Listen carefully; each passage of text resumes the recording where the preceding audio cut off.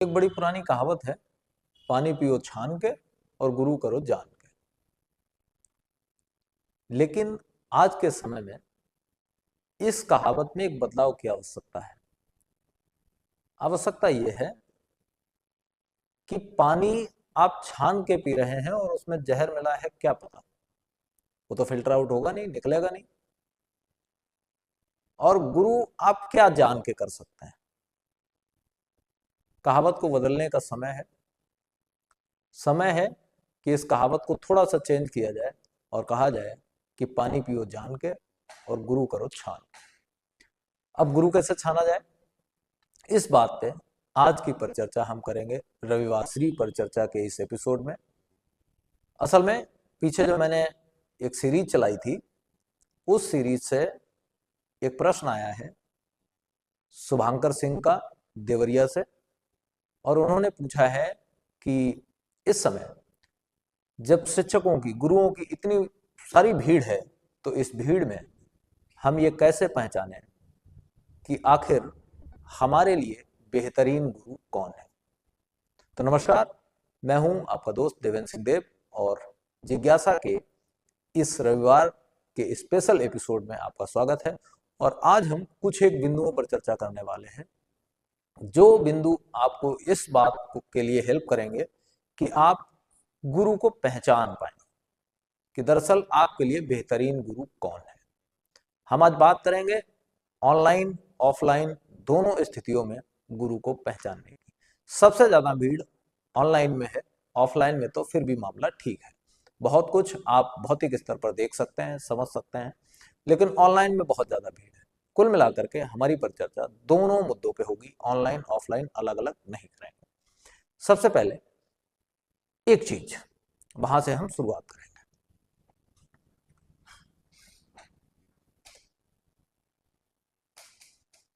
जब भी आप गुरु खोज रहे हैं तो आप पढ़ाने का स्टाइल देखिए, पढ़ाने का तरीका देखिए, ना कि फॉलोअर्स की संख्या।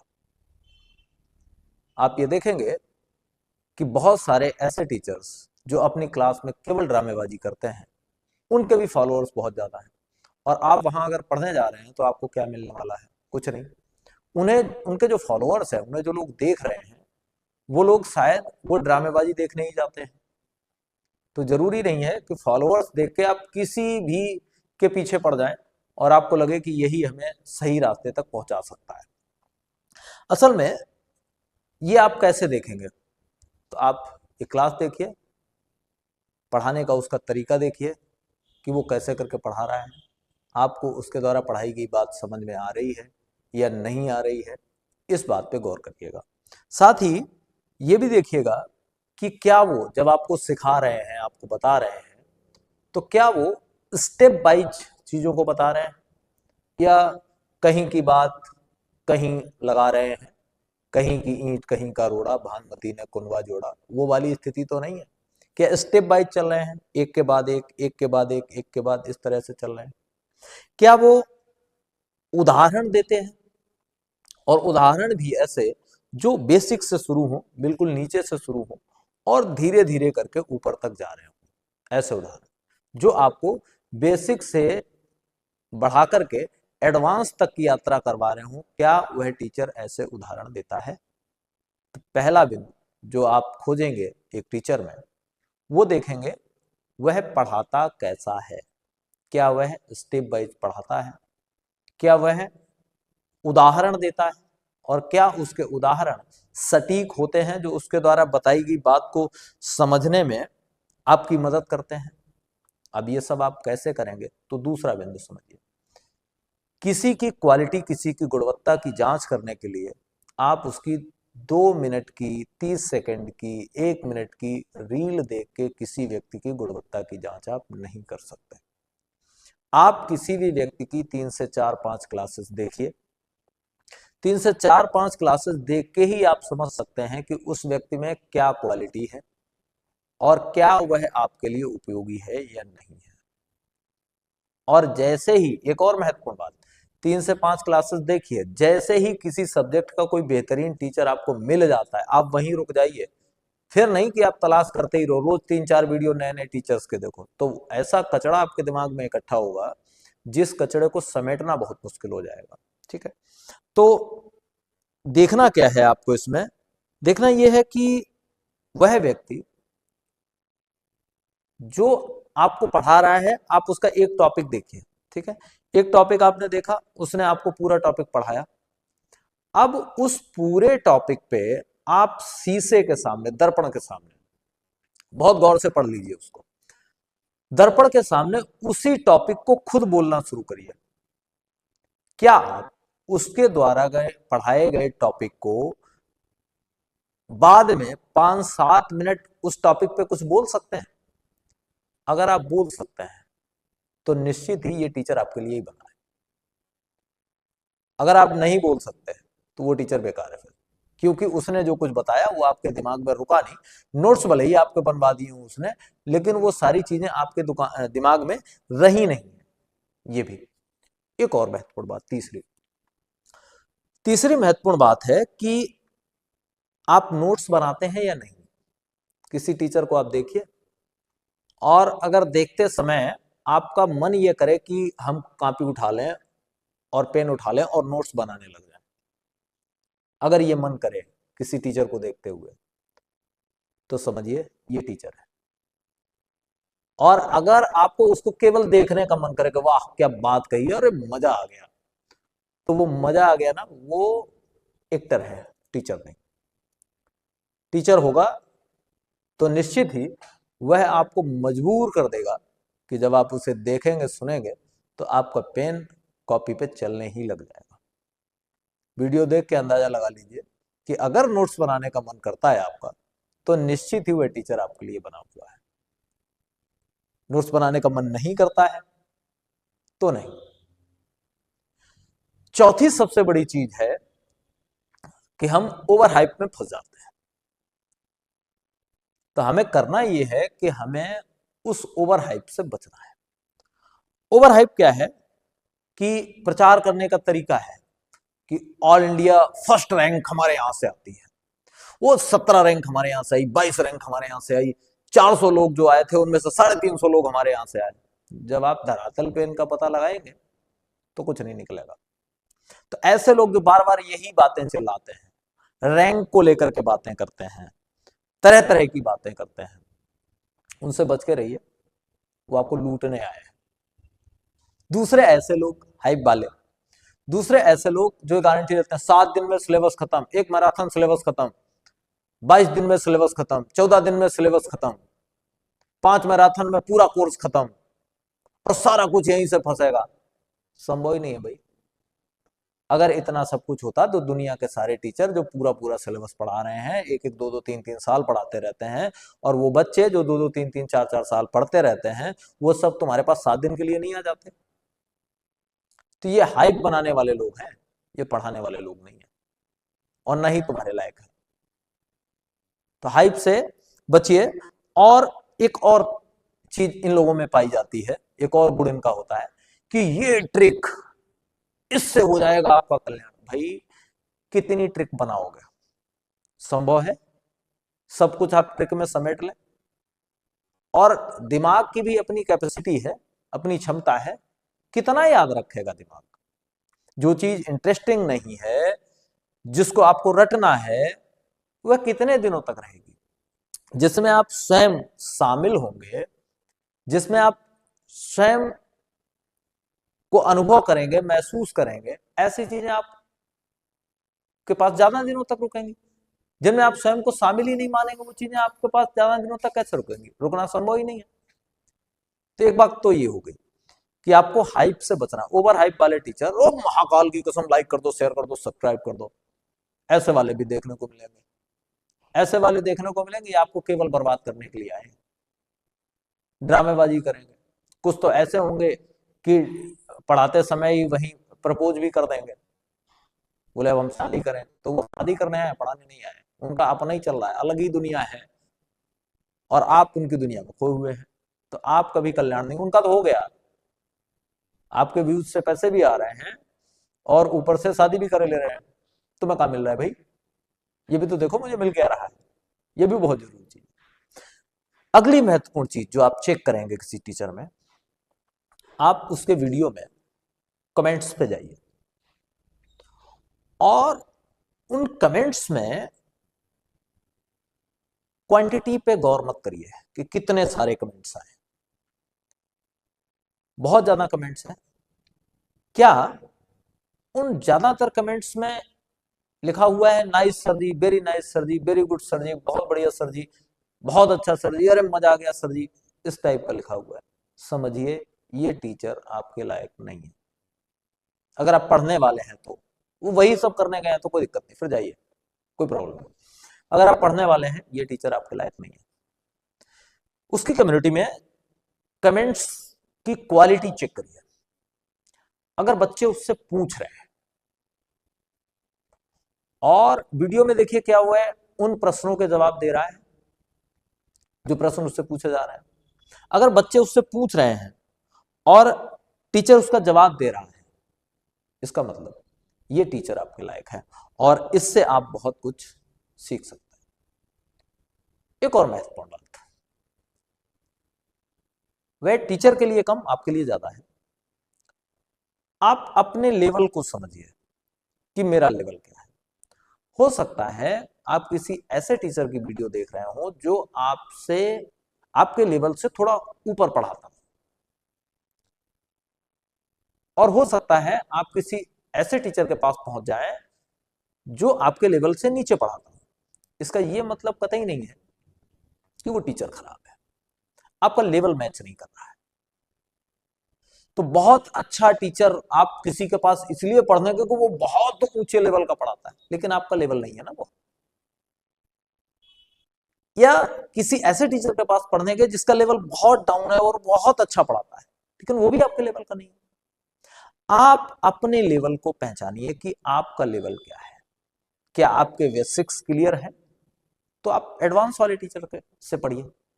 अगर आपके बेसिक्स क्लियर नहीं है और आप एडवांस वाले टीचर के पास हैं, आपने बहुत सारी फीस भी भर दी है, सब कुछ कर दिया, तो कोई मतलब नहीं, सब बेकार जाएगा, सब कुछ व्यर्थ होगा। अपने लेवल को पहचानिए। अभी आपको बेसिक चीजों की जरूरत है, या आप एडवांस वाले स्तर तक पहुंच चुके हैं, या आप इन दोनों में से कहीं बीच में हैं, तो अपने उस लेवल का टीचर निकालिए। अगर आप पुलिस की तैयारी कर रहे हैं और यूपीएससी वाले टीचर के पास पढ़ने पहुंच गए तो भी बेकार है, और आप यूपीएससी की तैयारी कर रहे हैं और जो पुलिस फौज की तैयारी करवाता है उनके पास पढ़ने पहुंच गए तो भी बेकार है। दोनों ही बेकार है। आप अपने लेवल को पहचानिए, जो आपका लेवल है उस लेवल के अकॉर्डिंग आप काम करेंगे तो ज्यादा बेहतर रहेगा। ठीक है। अब सबसे महत्वपूर्ण चीज एक और है टीचर को पहचानने की, एक और तरीका है टीचर को समझने का। ये देखिए कि क्या वह टीचर जिससे आप पढ़ रहे हैं वो सिलेबस की मैपिंग करता और करवाता है।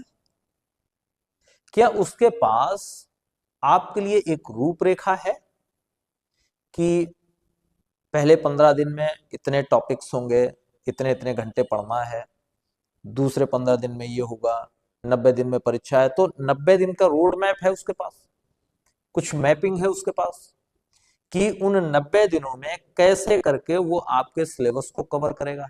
ऐसी कोई मैपिंग है उसके पास?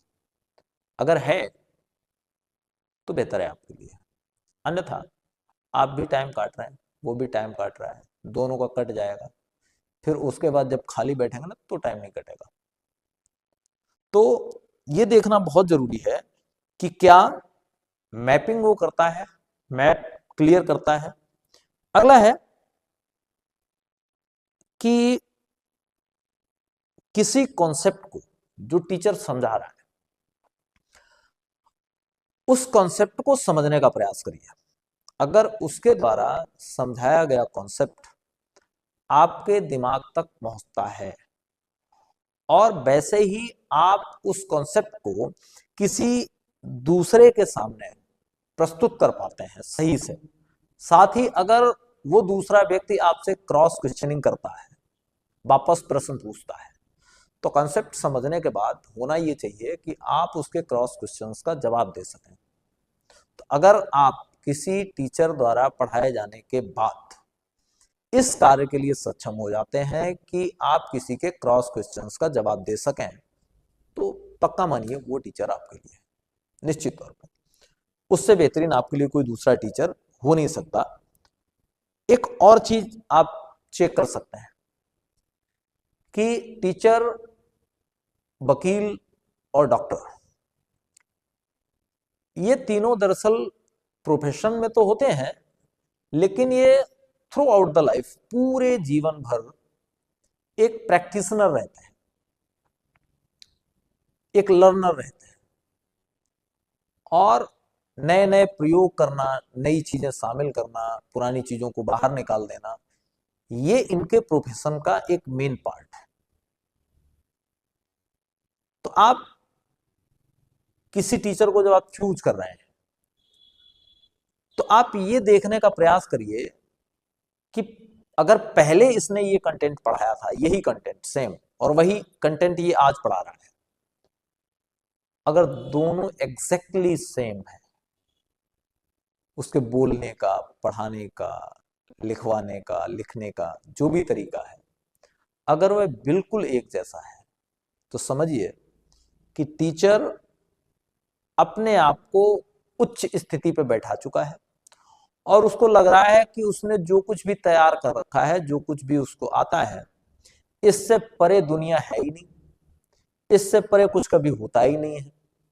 अर्थात उस टीचर ने स्वयं में इंप्रूवमेंट करना बंद कर दिया, और जिसने स्वयं में इंप्रूवमेंट करना बंद कर दिया है, वो किसी दूसरे के अंदर क्या इंप्रूवमेंट लाएगा, ये तो बड़ी टेढ़ी खीर है, नहीं ला सकता।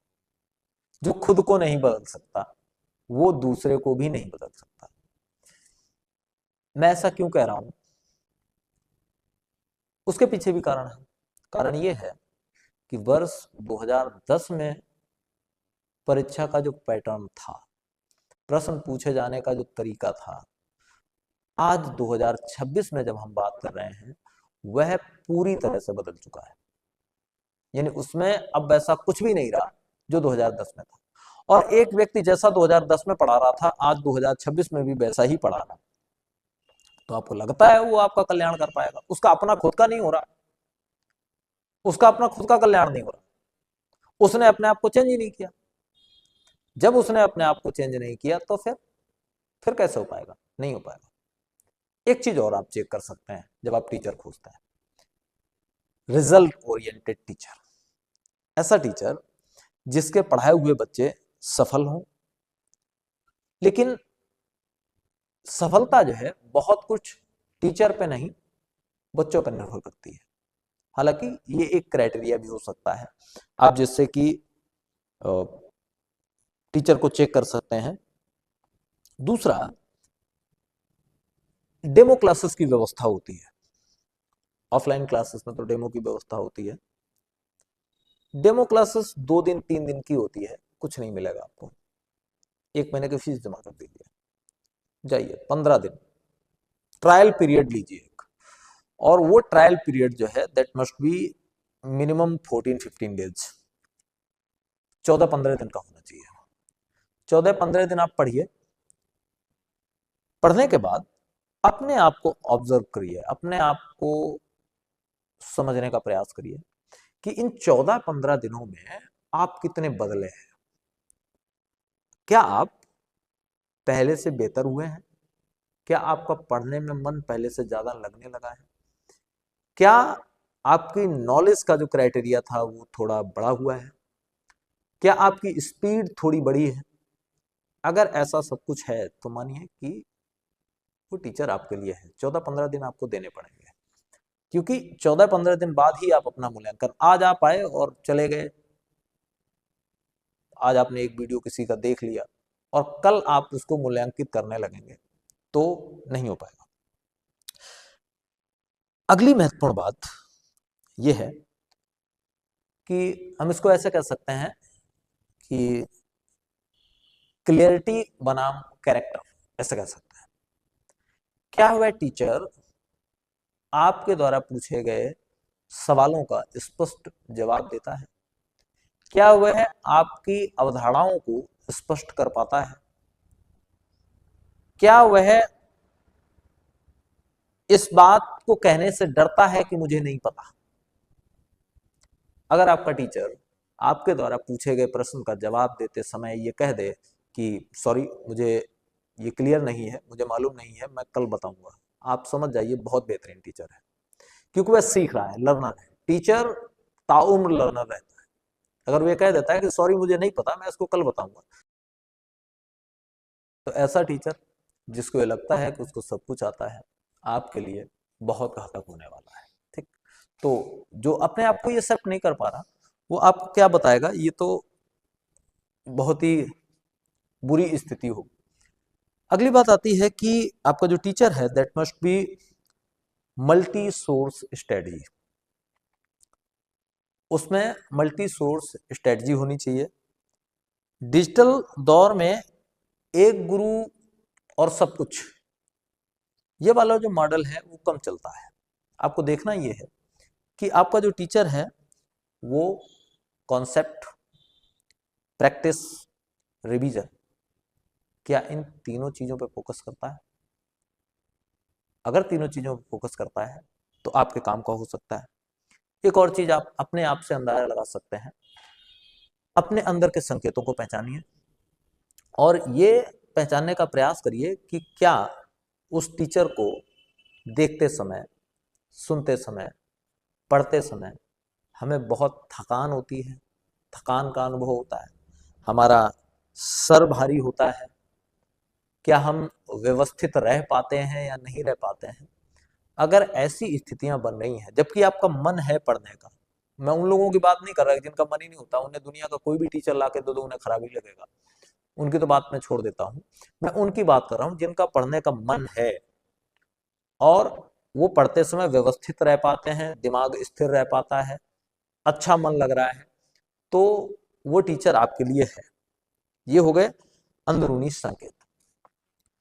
तो आशा करता हूं कि जितनी भी बातें मैंने की हैं उन बातों का एक पॉजिटिव इम्पैक्ट आपके ऊपर जाएगा और जिन्होंने सवाल पूछा है उनके साथ साथ वो सब लोग जो इस वीडियो को देख रहे हैं वो ये समझ पाएंगे कि अध्यापक का चुनाव करना भी अपने आप में एक बड़ी चुनौती होती है।